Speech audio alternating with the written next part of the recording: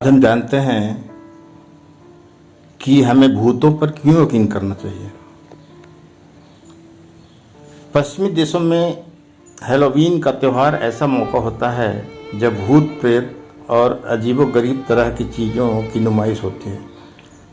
ये वो मौका होता है जो गुजर चुके लोगों के धरती पर उतर आने जैसा माहौल होता है। पर क्या हम भूतों से जिंदगी के कुछ अहम सबक भी सीख सकते हैं?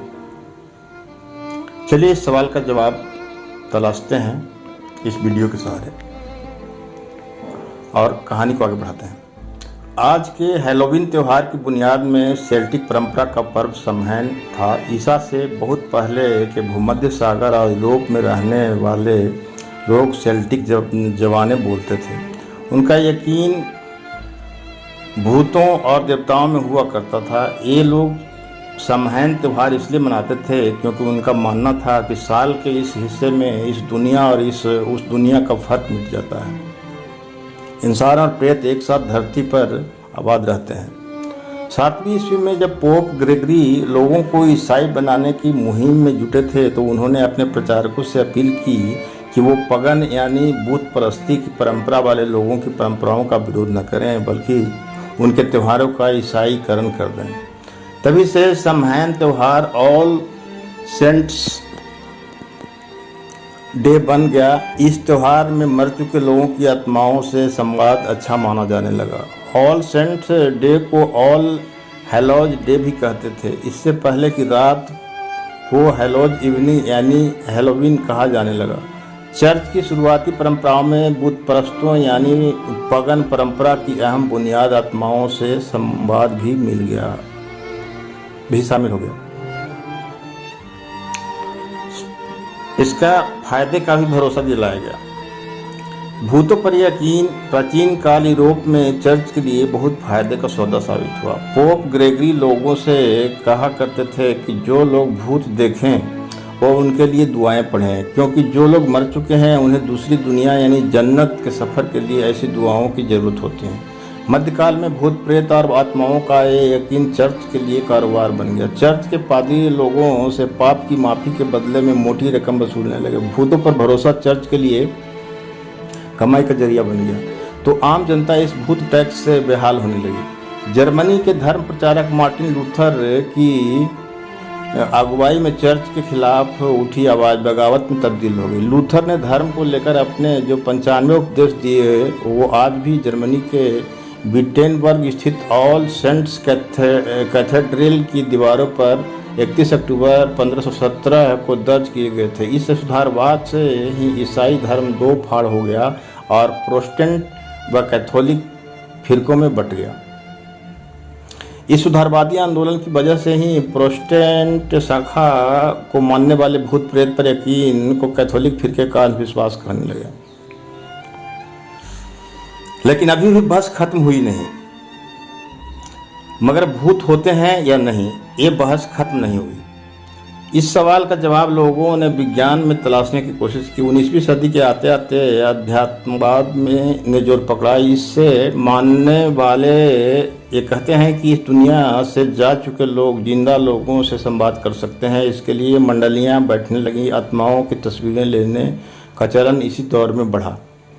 पहली आलमी जंग के बाद अध्यात्मवाद का कमोबेश खात्मा हो गया, लेकिन इसका असर अब भी देखा जा सकता है। आज भी घोस्ट हंटर्स वैज्ञानिक तरीकों से भूतों के अस्तित्व को साबित करने की कोशिश करते देखे जाते हैं।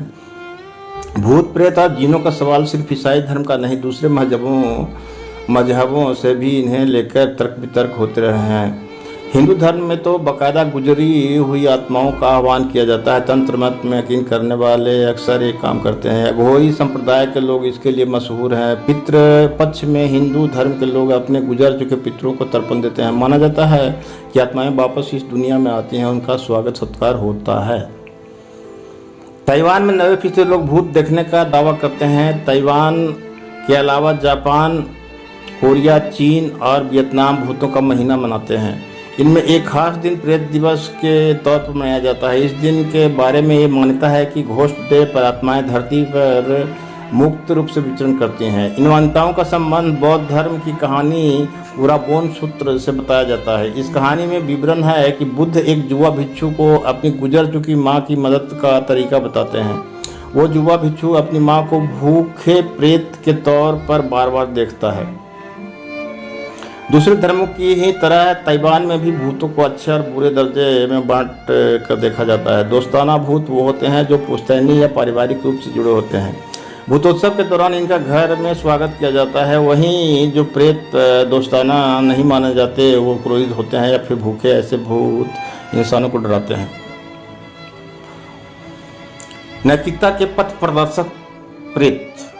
भूत प्रेतों के बारे में जो समझ रखते हैं उनके मुताबिक भूत यूं ही नहीं डराते, इसकी खास वजह होती है, जैसे कि कत्ल की अनसुलझी गुत्थी मजबूर करके खुदकुशी कराना, ऐसे हादसे जो रोके जा सकते थे और नैतिक पतन के सबक। ऐसे मामलों में देखा जाता है कि भूत कब्र से इंसाफ की गुहार लगाते हैं। वो किसी इंसान से इंसाफ मांग सकते हैं या फिर उसे समाज से और पूरे समाज से। जैसा कि अमेरिका में लोगों ने अफ्रीकी मूल के मारे गए लोगों के प्रेत देखे या फिर अमेरिका के मूल निवासियों के भूत देखे।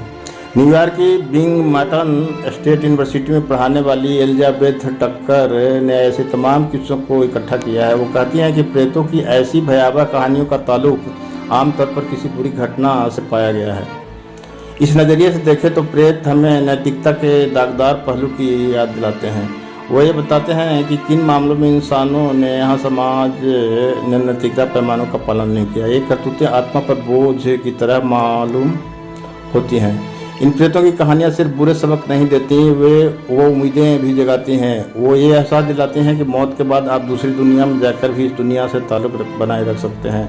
अगर आपने कुछ बुरा काम किया है तो आपके पास मौका है कि आपका पछतावा कर लें, पुराने पापों को प्रायश्चित कर लें। तो अगली बार किसी हैलोवीन पार्टी में जाएं तो अपने दोस्तों के साथ हमारी ज़िंदगी भूतों की अहमियत को गौर फरमाएं। ये सोचें कि किस तरह के वे बुरे रास्ते पर सही रास्ते पर लाने का काम कर सकते हैं।